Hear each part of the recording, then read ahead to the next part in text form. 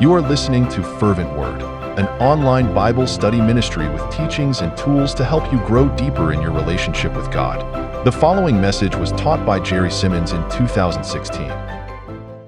I'd like to begin the service just by reading through the first few verses here in chapter 1, and then we'll talk a little bit about the book and get into some of the details here. So would you read along with me in Song of Solomon chapter 1? I'm going to read for you verses 1 through 7. Here's what it says. The Song of Songs, which is Solomon's.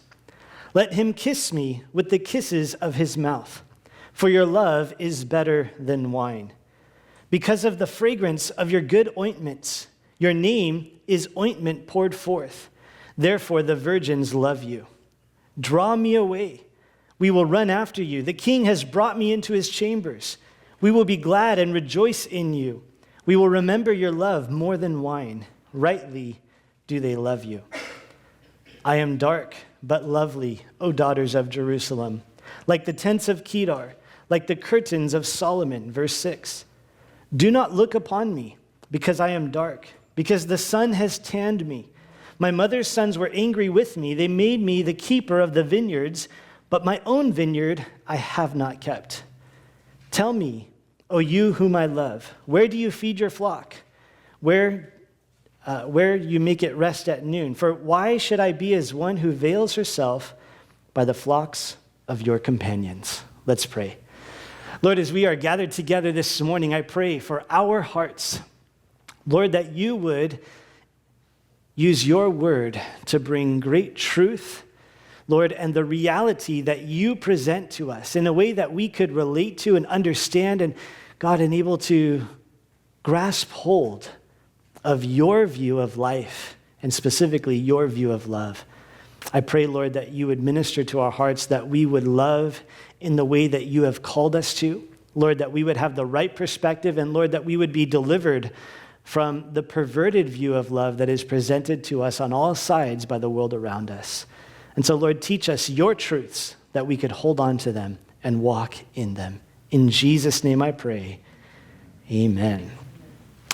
So we're in the Song of Solomon this morning, which is a really interesting book to be in on a Sunday morning. I probably imagine many of you didn't think about being in the Song of Solomon this morning, but it's where we are in the Word, and it's where we are as far as what God has for us. And there's a lot of things that I'm not going to get into in this book, but there are some things that are important to get into as we look at this book.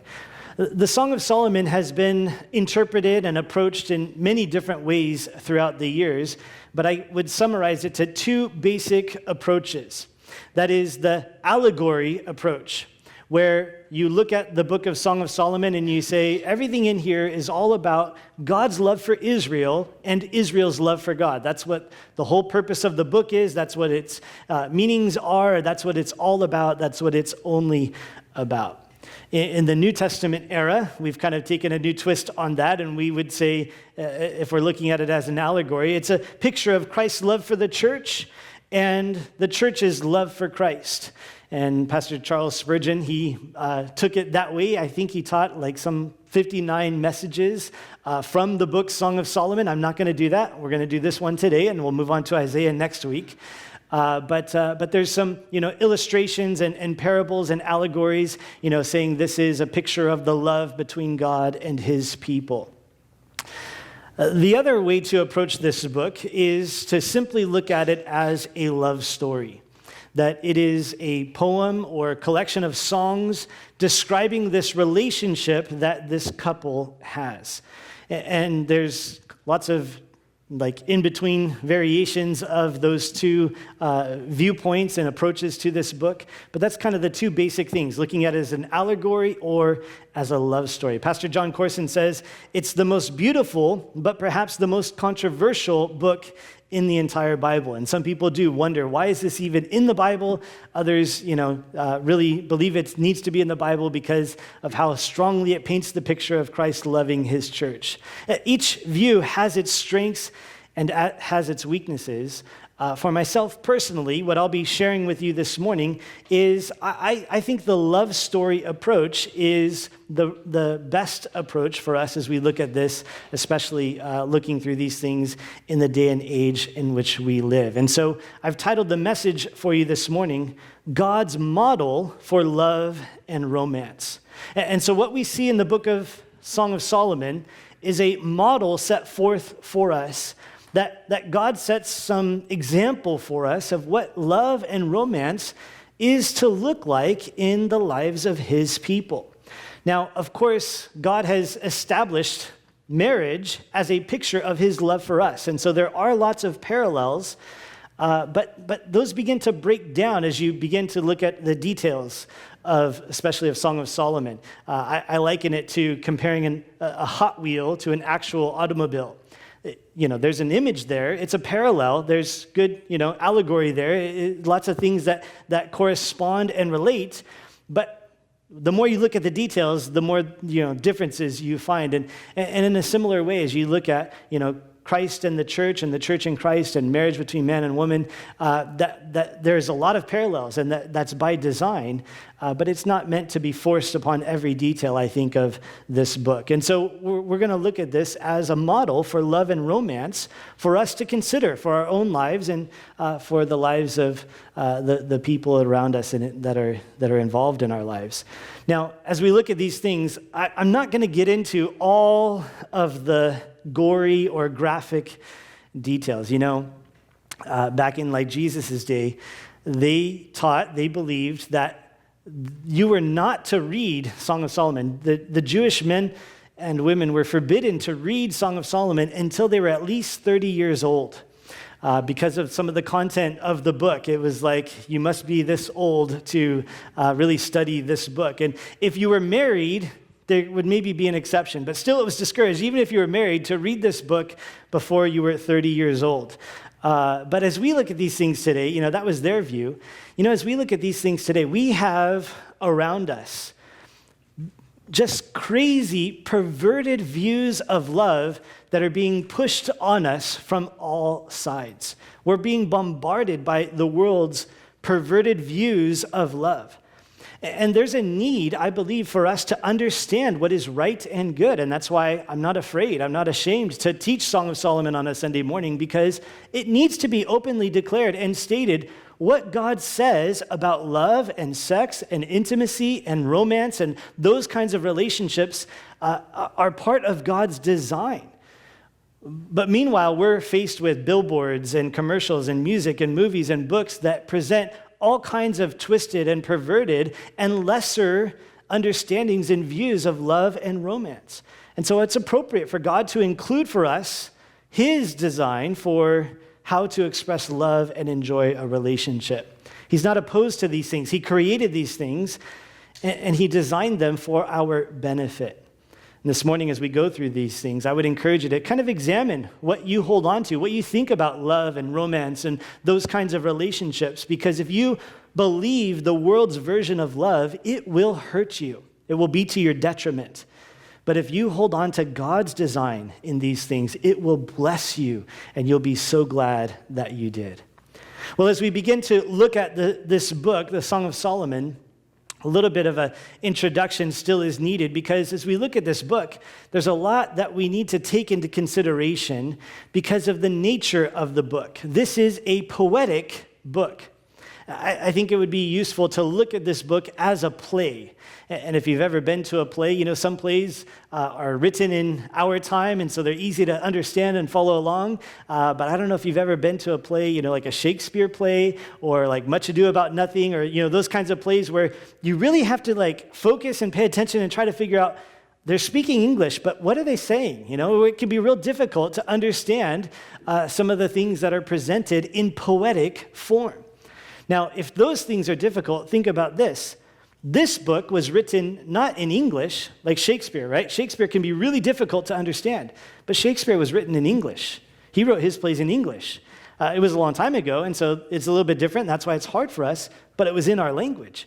This book was written in a different language. It was written in Hebrew, and it was written a few thousand years before Shakespeare was ever born. So, you get the point here. The whole idea is that there's some cultural things to consider. There's some language, there's some pictures and images that if we hold on to what we immediately think of, kind of based on our environment and what we've known, we're going to come to some wrong conclusions about the Song of Solomon.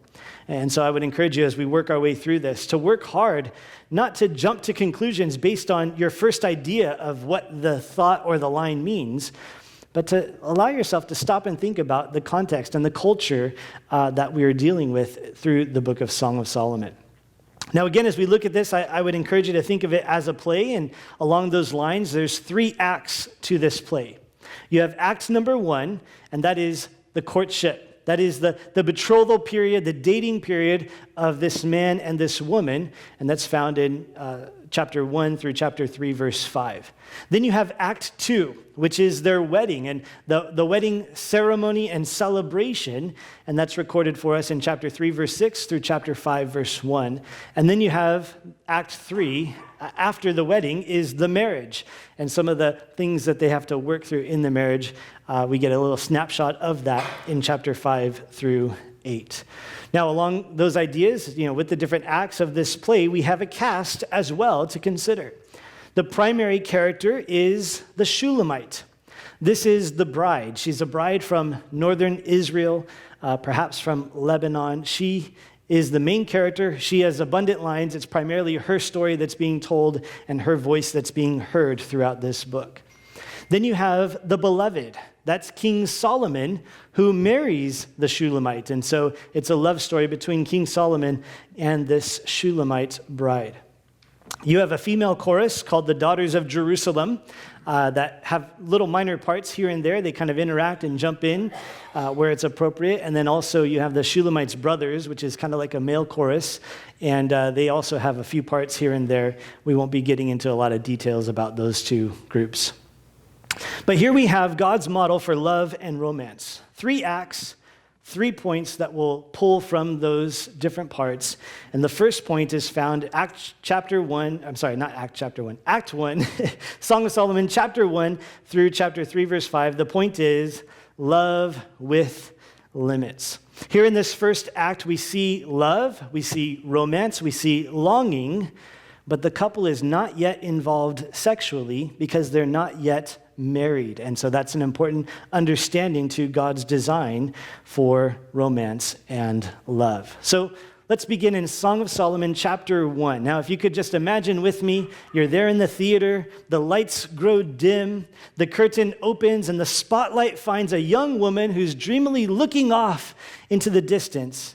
In verse 2, "Let him kiss me with the kisses of his mouth, for your love is better than wine."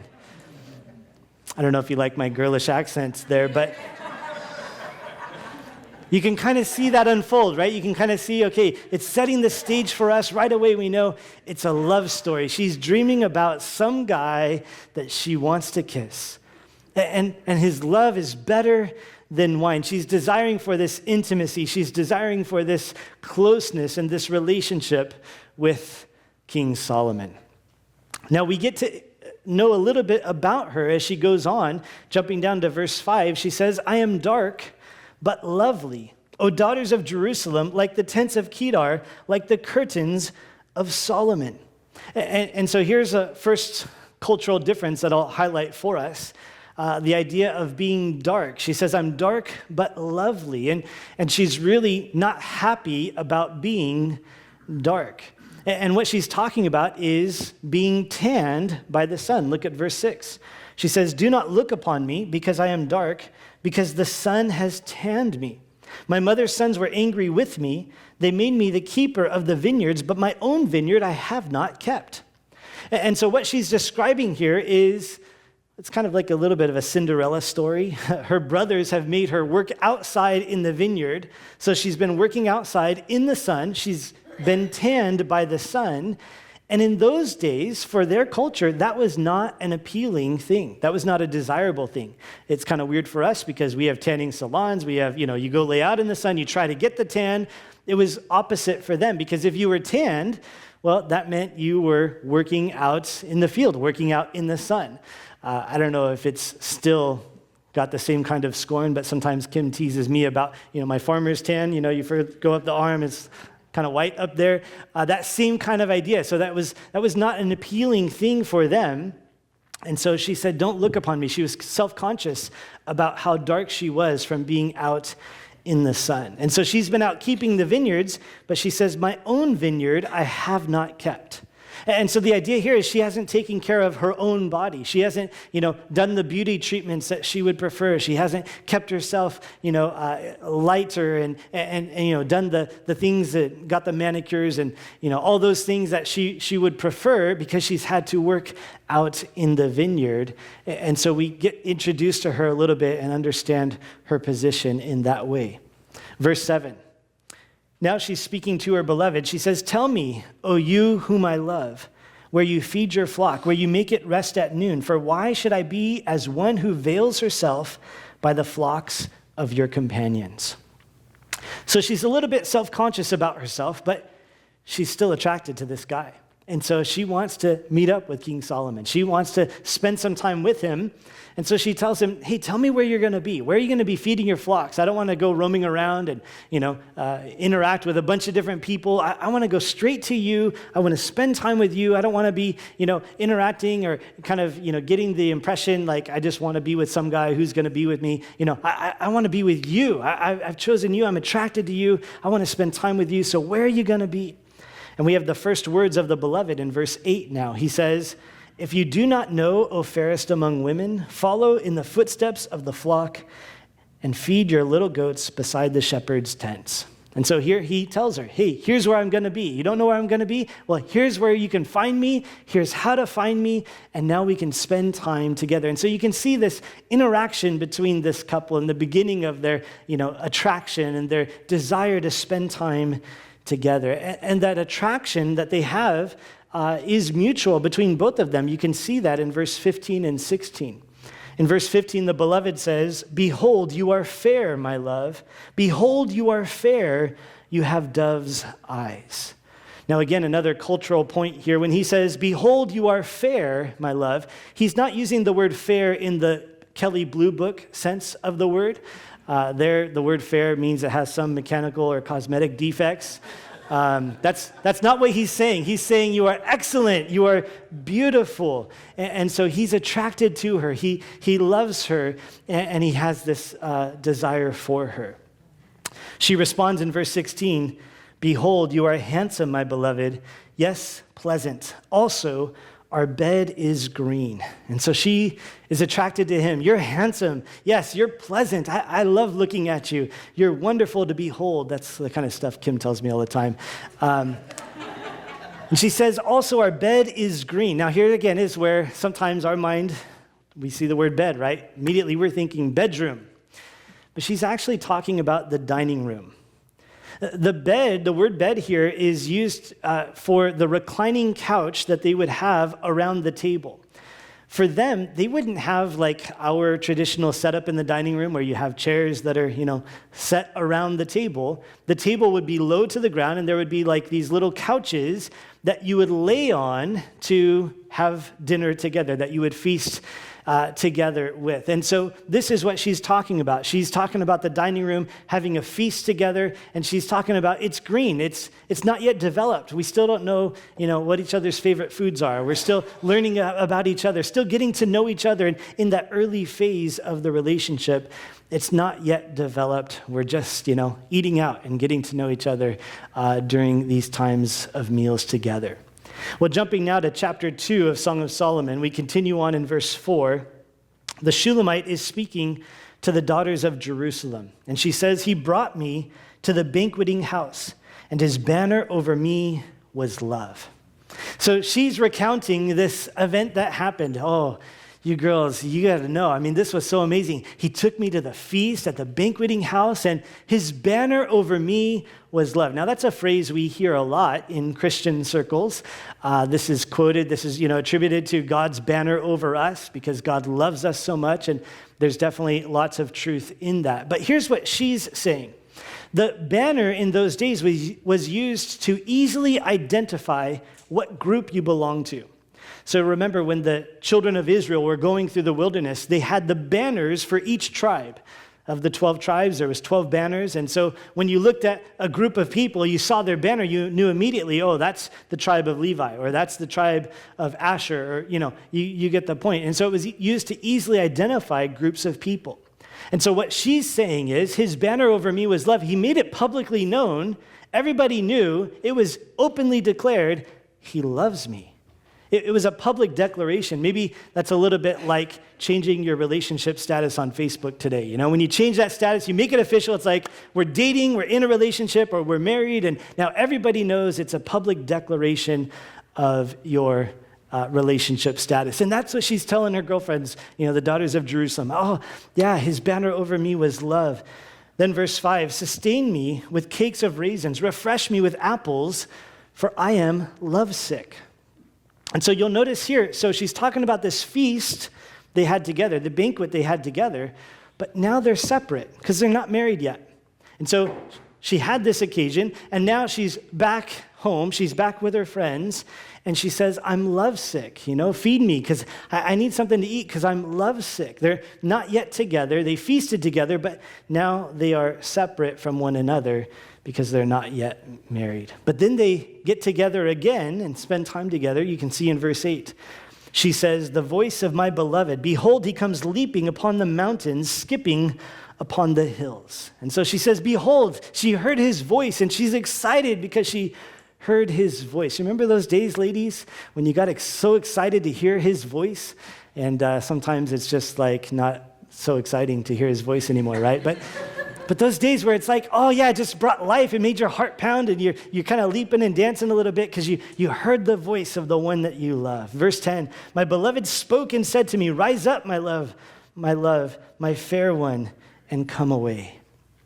Now, the next few verses go on to describe springtime, and love is in the air, and there's all this imagery of spring with flowers and singing and birds and green figs and tender grapes. And so there's this, freshness, there's this, vibrant part of their relationship as they spent time together at the banquet. Now they're able to spend time together again in the springtime. Again, they're not married yet, but they're madly in love. They're anxious to be together. They desire to spend time together. In verse 16, she says, my beloved is mine and I am his. He feeds his flock among the lilies. And so she's expressing here this confidence in their relationship. They're not together again here in verse 16. He's out there feeding his flock and I'm over here, but he's mine and I'm his. Even though we're not in each other's physical presence, there's a confidence that we are given to one another. And perhaps this is describing kind of a transition into, they're just attracted to each other and now there's an official engagement. They're devoted to one another, they're committed to one another, and when the time is right, they will be together. Well, that brings us now to chapter 3, and we'll look at verse 1. Here the Shulamite says, by night on my bed, I sought the one I love. I sought him, but I did not find him. Here, in the next couple of verses, is what seems to be a dream that the Shulamite has. By night on my bed, she says, I sought the one I love. I sought him, but I did not find him. In her dream, she's searching for him, and in this dream, she finds him, and then she brings him back to her bed. And so, again, this is before they're married. And what's being described here is physical intimacy, but it's being described in the context of a dream. And so what's really being expressed here is she's having those desires. She wants to be with Solomon in that way. She wants to have that kind of relationship with him. She's looking forward to that. Pastor Dave Guzik says, these lines do record the sexual longing of the maiden, and this is indicated by the particular term used for bed. It's the common word for bed, distinct from the word for couch that we saw in chapter 1, verse 16. So this is talking about the bedroom scene now, not the dining room anymore, but it's not actually happening. It's talking about her desires, her dreams that she's having, the longing that she has. And that's really important to understand because, again, this is part of God's design. And that's why, again, the point is to love with limits, because that's the example set for us and that's the commands that are given in the scriptures. That here as they desire to be together, they are not executing all of their desires. They're not actually, going through all of those things that they are desiring and longing for. She's dreaming of him. He's attracted to her. But there's limits to what they can do, to what they will do before they're married. And that's God's design. In God's design, every sexual experience happens within the bonds of marriage. God's design is that every sexual experience happens within the bonds of marriage. There's no sexual experience that God approves of outside of marriage. That's clear in the scriptures. Now remember, God designed it this way because this is what's best for us. And so we need to understand God's not trying to just, keep us from awesome things that we would really love if we could do them, but he is protecting us by telling us this is the right way. This is what's best. And so there are limits to the type of experiences you can have before marriage. And that's an important aspect to understanding God's model for love and romance. Paul highlights this in Galatians chapter 5, verse 19. He says, the works of the flesh are evident, which are adultery, fornication, uncleanness, and lewdness. Now, all four of those words, adultery, fornication, uncleanness, and lewdness, those are all referring to types of sexual immorality. And Paul says, these are the works of the flesh. These are the works of the flesh that will destroy you. And if you sow to the flesh, you'll reap destruction. And so again, this is, the world tells us many of these things are fine, expected, and should be engaged in. It's completely contrary to what God says. These things will destroy you, will hurt you. And so God's design is very different than the world's design. And God's design is much better for us. And so he's designed us to have desires, to have love and attraction, but he's also set limits and boundaries for our good. Well, moving on to Act number 2 now, we look at chapter 3 through chapter 5, and here we have the point, love without limits. So in God's design, limitations are there before marriage, but limitations are removed in marriage. Now, don't go crazy and take that too far to say it's impossible for anything to be sinful. No, there's still perverted things that you can do in marriage. I'm not trying to say that, but I'm just making the point. God's design is that in marriage, in love and romance, it's not just obligations and repopulation that God is concerned with. But God desires for, in marriage, the relationship to be enjoyable both for the men and the women, for it to be without limits in their relationship to one another, that you are able to enjoy the fullness of what God has given to you in your spouse.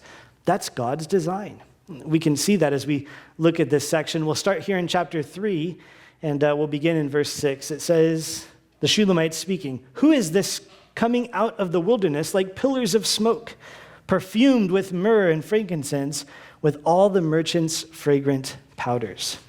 So now in this new scene, you have the Shulamite looking out into the wilderness, and she sees these pillars of smoke rising up in the wilderness. And the idea is there's somebody coming, and they're kicking up dust, and so there's this column of smoke, this pillar of smoke or dust that is there, and it's an indication that somebody is coming. And it's not just one person, but there's a big group. And so who is this that's coming? Well, what we see being described here is the wedding day for Solomon and his bride. Now, we know that partly because of the wedding customs of their day, very different than our day.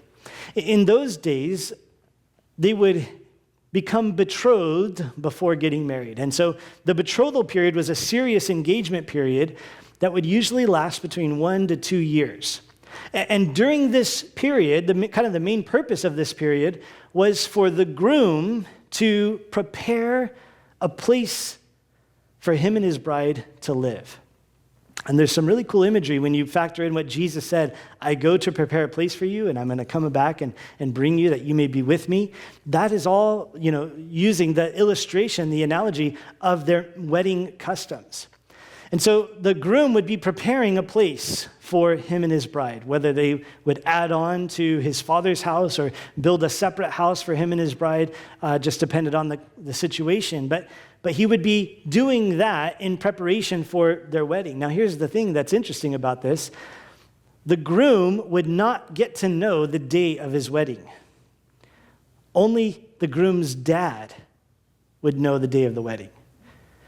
Because the dad would be in charge of making sure that place that the groom was preparing was a good place for that bride that his son was going to bring home. And so his dad would come in and say, son, you got to put some carpet in here. She can't live on the dirt. I mean, that's not good, son. You got to put some carpet in and paint that wall. You can't just leave it like that. It's ugly the way it is. And you should, spruce that up. And, you could picture maybe what dads would say to their sons, right? To fix things up and ship things up and, get them in shape. And yeah, make sure it's nice and make sure it's ready. And then when the dad said, all right, it's good, it's ready, then he would say, okay, son, you can go get your bride. In our wedding ceremonies, we have the bride's procession, right? It's kind of the big deal, the highlight of the ceremony. The bride shows up and walks down the aisle. In their days, it was the opposite. The groom would have the procession. He would basically lead a parade. There would be this entourage around him, and he would go, once his dad gave the okay, to go pick up his bride and bring her back to the place that he has prepared for them. And there would be the wedding ceremony and the feast that would follow for 7 days. And so that's what we see happening here. She looks out the window. She sees pillars of smoke. This is Solomon coming with his entourage. Verse 7 says, behold, it is Solomon's couch with 60 valiant men all around it of the valiant of Israel. Solomon is on his way.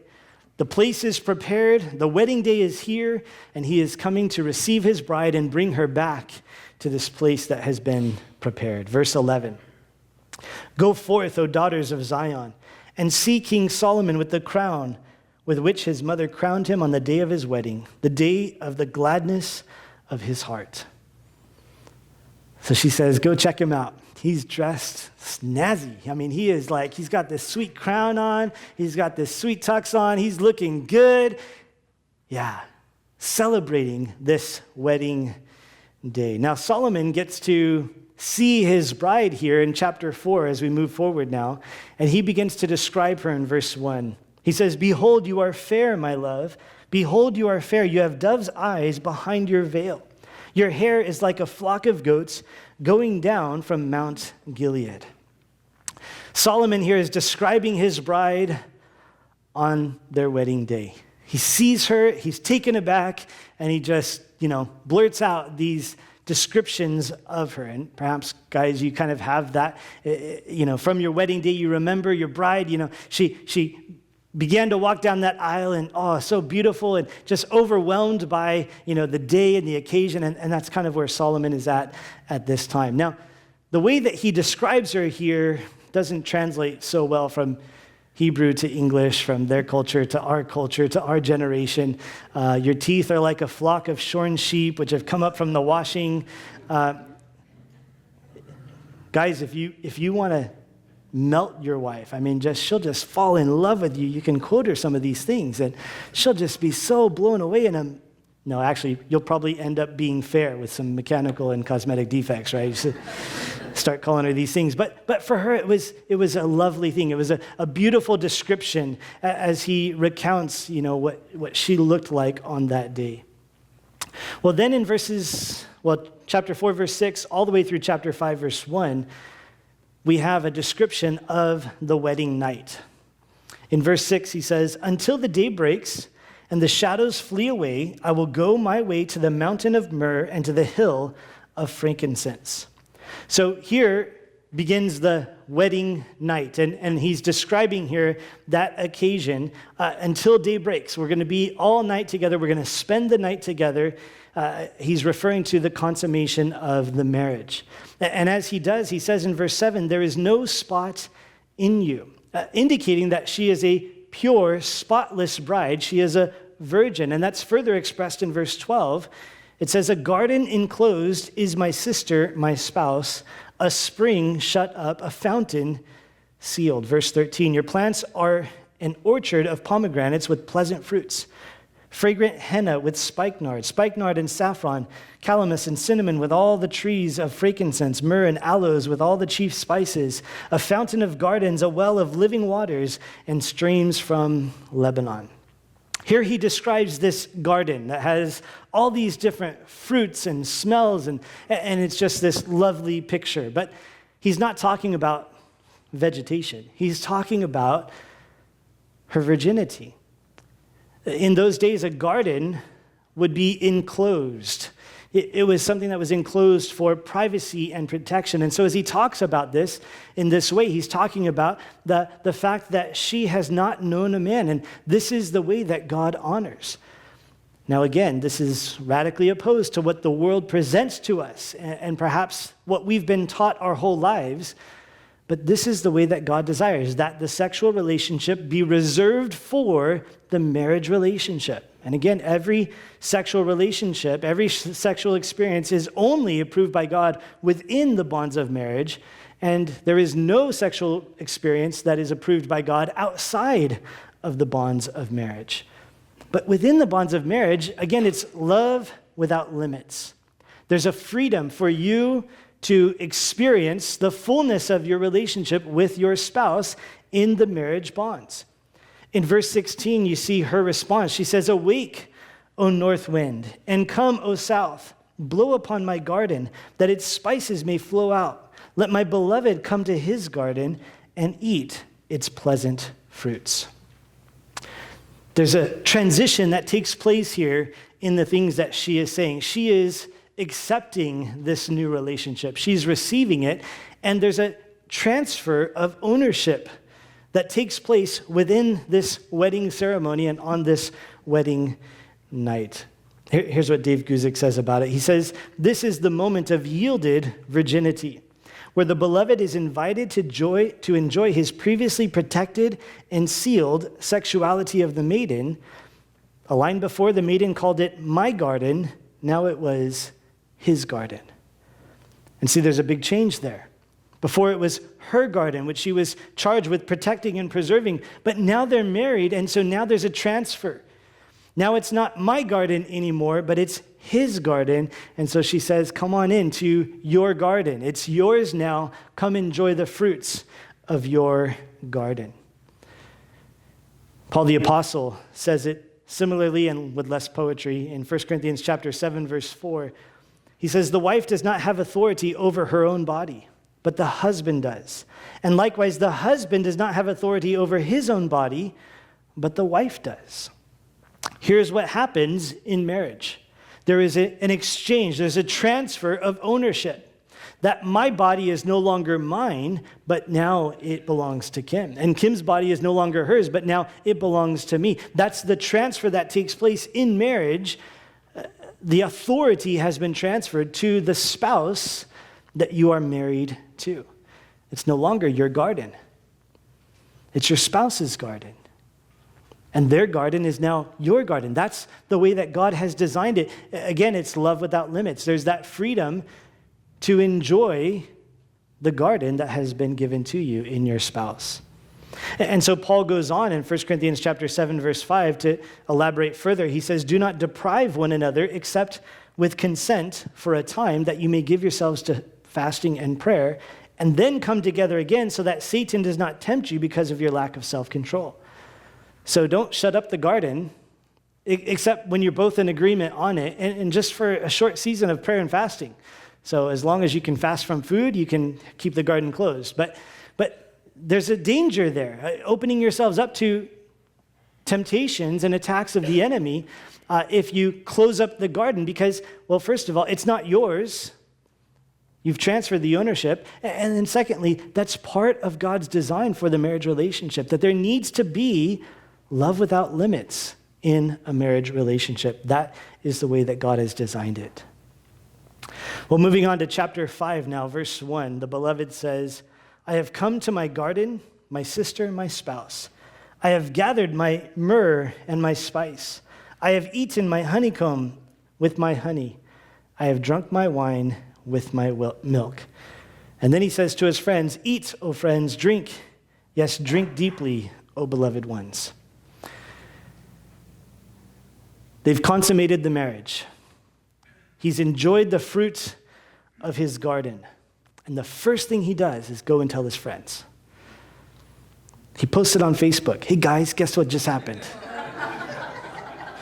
Now, this would be a little bit awkward in our culture and society, right? But in those days, here was the wedding customs. Remember I told you the guy would go get the girl and bring her back.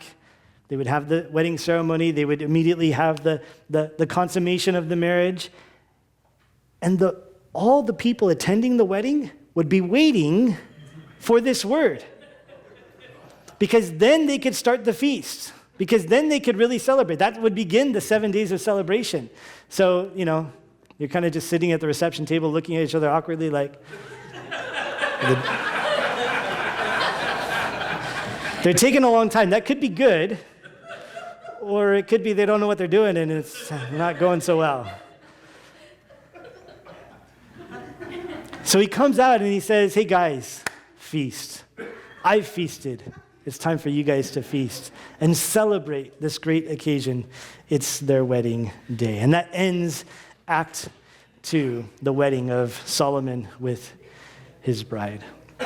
Love without limits. That's the way that God has designed it. And just one final verse to reinforce that and just establish this is God's truth. This is the way that God has designed it.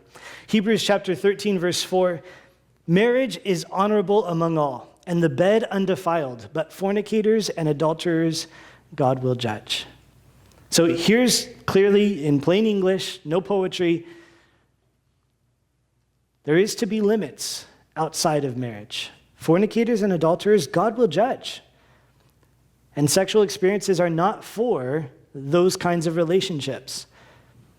And there is a judgment. There is not just judgment from God, but there is the consequences for that behavior that is not good. And that's why God says don't do it. But then within marriage, it's honorable. And the bed is undefiled. There's a freedom. Again, not to say that it's impossible to be perverted. I'm not saying that. There is. It's not that there's no opportunity for sin, but just generally saying enjoy one another as husband and wife. That's God's design. Love without limits. It's what's best for us. Well, moving on to the final act here in chapter 5 all the way through chapter 8, we get point number 3, and that is to love in spite of limits. Love in spite of limits. Now, as we enter into these last few chapters, Solomon and his bride, they're now married. But what we see unfold in this next scene is the aftermath of some type of conflict that they have experienced. And for those who are married, you know there's conflict in marriage. For those who are not married, sometimes you think and dream and have this fantasy that everything's always awesome in marriage and there's no conflicts. Or maybe, those old grumpy people, they fight, but, me and my guy, we'll never fight. No, there's always going to be conflict in marriage because we are limited. You and I are limited by our sinful nature. We're limited by our fallen nature. We will always fall short. Even if I try my hardest, I will always fall short at some point. Even when I try my hardest. And the sad thing is I don't always try my hardest. And so then conflict is guaranteed. That I'm going to fall short. And there's going to be some type of letdown. There's going to be some type of selfishness. There's going to be some type of conflict that happens in the marriage. Now, what you need to understand is that also is part of God's design. That's okay. Some people fight in their marriage and they think, oh, something must be horribly wrong. No, that's part of God's plan. You're going to fight in your marriage. That's part of the deal. And what God wants you to learn to do is to love each other in spite of your limits. Love each other in spite of their sinful nature, in spite of the selfishness, in spite of the ways that they fall short and let you down and hurt you. To love each other and to let love overcome those hurts and those heartaches and those letdowns. That's part of God's plan for you. That's part of God's design in our marriages and in our relationships. And so we need to learn to love in spite of those limits and in spite of those things, and to learn to recover after the conflict. Because we're going to have conflict, that's guaranteed. But we need to learn to recover and to reconcile and get back together with our spouse. And that's what we get to see a little snapshot of here. Beginning in chapter 5, we'll look at verse 2. The Shulamite is speaking, and she says, "I sleep, but my heart is awake. It is the voice of my beloved. He knocks, saying, 'Open for me, my sister, my love, my dove, my perfect one. For my head is covered with dew, my locks with the drops of the night.'" And so here the Shulamite is again in some type of dream. She's asleep, but her heart's awake. She's in this dream state, and in this dream, she is there, and he is outside of the room. And he's knocking. "Let me in." But she's not quite ready. Now, you can tell it's a conflict right away, because here he says, "Open for me, my sister, my love, my dove, my perfect one." When you start, thinking all the good things you can say, all the good names you can call your spouse, all those, then something's a little bit off, right? There's a little bit, "Oh, I'm so sorry, my love. I love you so much. I love you. I love you. I love you." Like that kind of thing. And so he's outside in this dream, and he's calling out to her and just, trying to reconcile, trying to make things right, trying to get back together.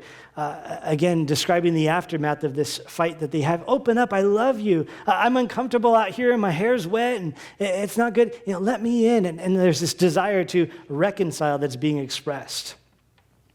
But she's not quite ready. And then in verse 6 it says, "I opened for my beloved, but my beloved had turned away and was gone. My heart leaped up when he spoke. I sought him, but I could not find him. I called him, but he gave me no answer." And so she hears him calling out. She hears him knocking. She doesn't respond right away. And then when she gets up and she opens the door, he's gone. And this is a really accurate picture of conflict in marriage many times, isn't it? She desires to be reconciled. He desires to be reconciled, but their timing is off. She yearns for him, but when she opens the door, he's not there. And so she says, "I'm lovesick." Again, part of her dream here, she's imagining, or she's maybe reliving some of these experiences that they have had. Pastor Dave Guzik says it this way. He says, "Here the writer gave us an emotionally accurate picture of the dynamic of conflict in a relationship, especially in marriage." And so many times there's one who's ready to resolve the conflict, knocking on the door saying, "I love you. I'm really sorry. Please let me in. I want to make things right. I want to get back together. Let's work these things out." And the other one's not ready, saying, "The door's closed. I'm not ready to deal with this yet. I can't handle this right now." And then the one who was like, "Hey, I'm not ready yet," now she's ready. "Okay, let's get back together." But when she opens the door, he's gone. He's given up already. It's like, I guess we're not going to resolve this. That happens so many times in relationships. The timing is off, and we need to learn to work through those timing issues. It always requires death to self and humility, and I don't have time to get into all that, but we got to learn to work out those conflicts and to come back together and to let our love for one another overcome those faults that originally started the conflict and the faults in the timing that comes afterwards. Well, in verse 9, we have the daughters of Jerusalem speaking, and they say, "What is your beloved more than another beloved, O fairest among women? What is your beloved more than another beloved that you so charge us?" So in this dream, they're still separated. They're still kind of not together, and she's looking, and so the daughters of Jerusalem saying, "Why are you working so hard for this guy? What's so special about him?" And so in the following verses, verse 10 through 16, she describes her husband.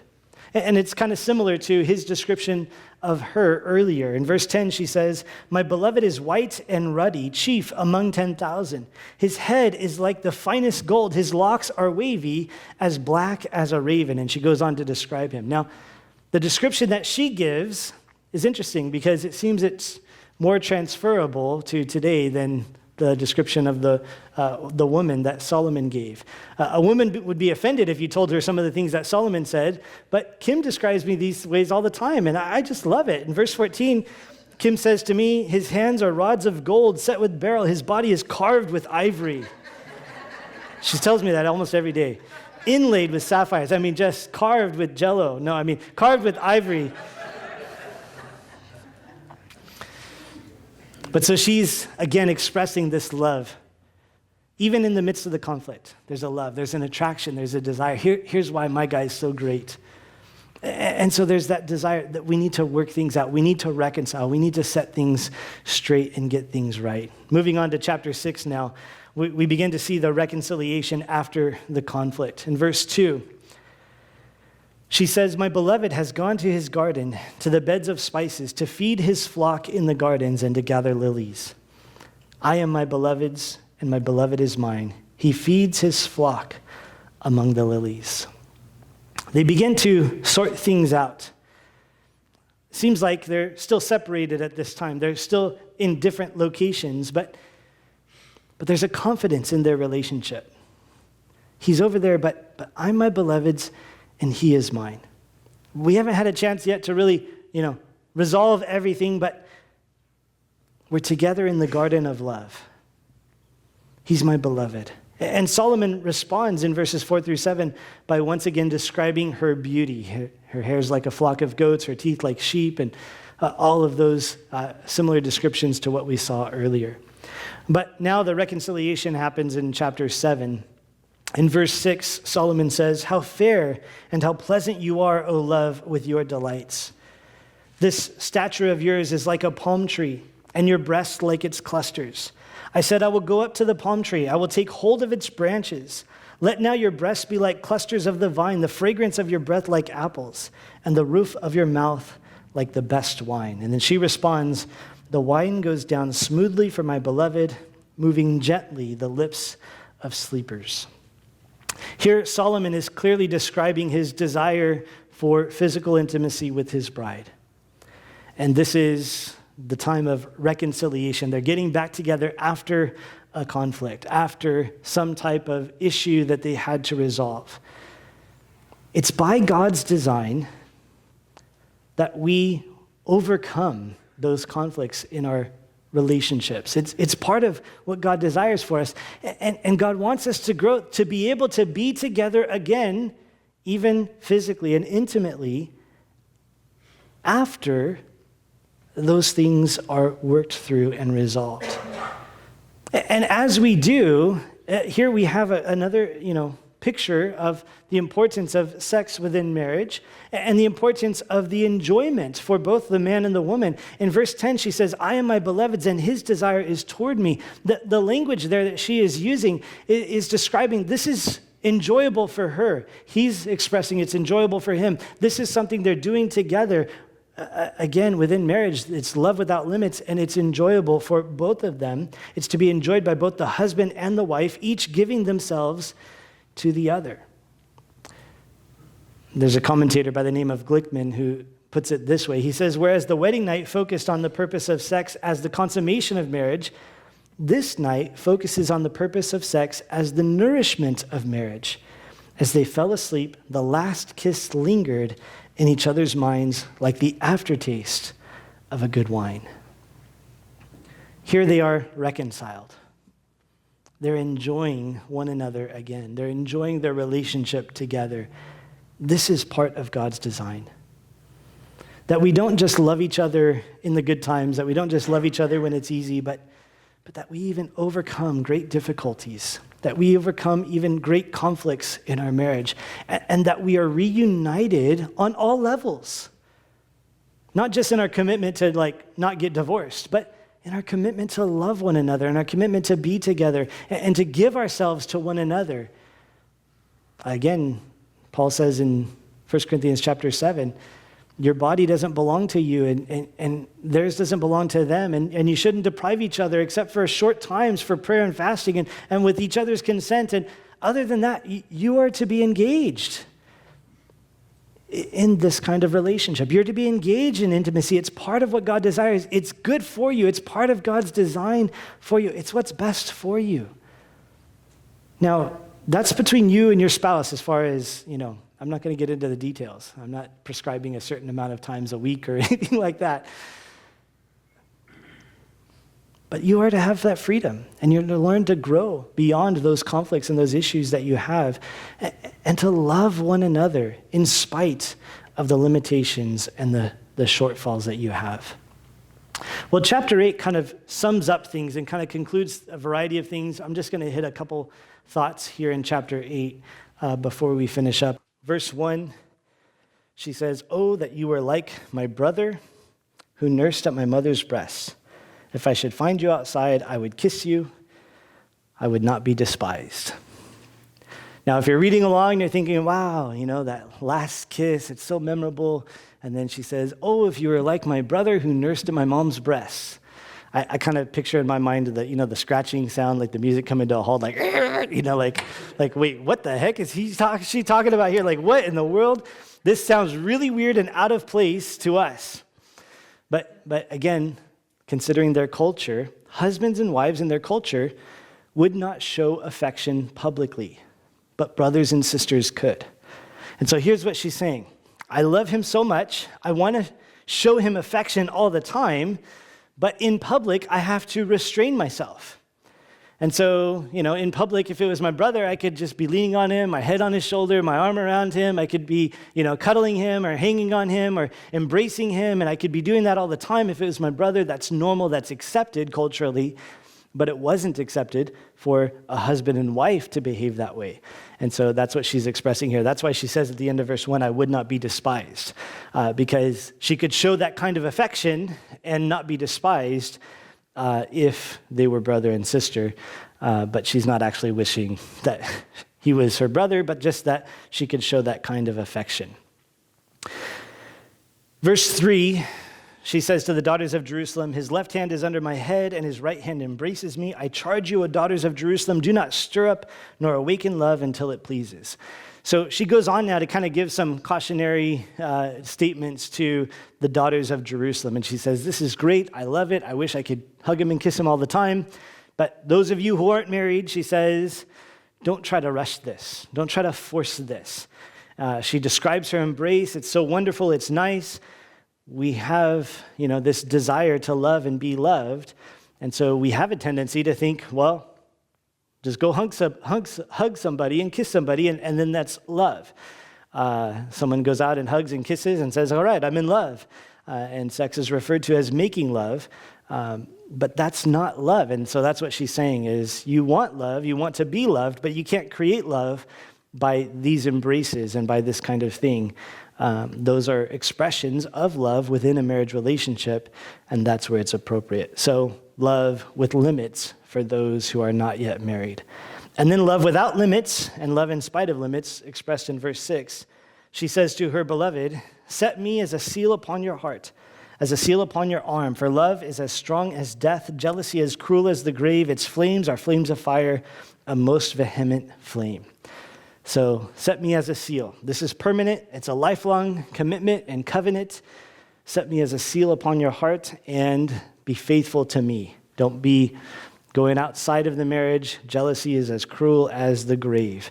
And so even though I might upset you sometimes, that's no excuse for you to run to other ladies, that you are to love me for the rest of your life in spite of my limits, in spite of my failures.